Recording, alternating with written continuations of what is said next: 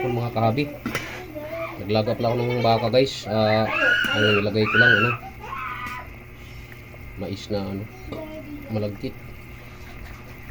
Nilagay ko ng bell pepper guys. Lambot na siya guys, kaya dagdagan na natin ng sabaw. Marami. Papasok tayo ngayon guys. Maraming salamat sa inyong suporta sa aking munting channel, Ramil Aplicador Vlogs guys. Sana magtagumpay tayo sa ating mga mithiin sa buhay guys, yung ating mga senator na pinili kahapon. Suportahan natin sila guys para magbago naman ang ating bansa. Naluklok na tayo sa kahirapan mga kahabi. Balikan namin kayo mamaya guys pag naluto na. Ito guys yung ating nilagang baka na hinaluan ng mais na puti.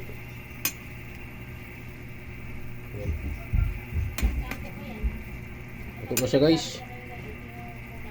Kaya ilagay na natin yung ano, nadurog na yung sili guys. Mas masarap na yan. Nilagang baka na may mais na puti guys. Ilagay na natin yung ating pichay bagyo. Yung ating pichay guys ay kinuha na natin ng tangkay. Nilagay na natin dyan. Kaya ito na ng dahon. Yan. Saglit lang to guys. Kasi madali lang maluto itong ano, pichay bagyo. Hinimay ko yan guys. Kasi may mga ano siya, kunting insekto. Nilagang baka sa puting mais guys. Para maiba naman yung nakaraan, naglaga tayo. Dilaw na mais yung nilagay natin. Ngayon naman puti, malagkit guys, yung parang native.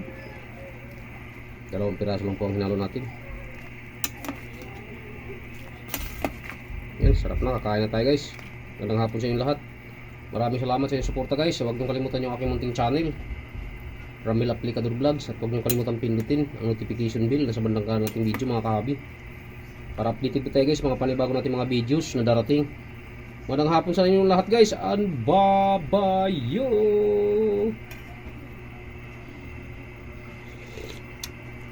Tamis na sabaw. Iba talagang baka guys.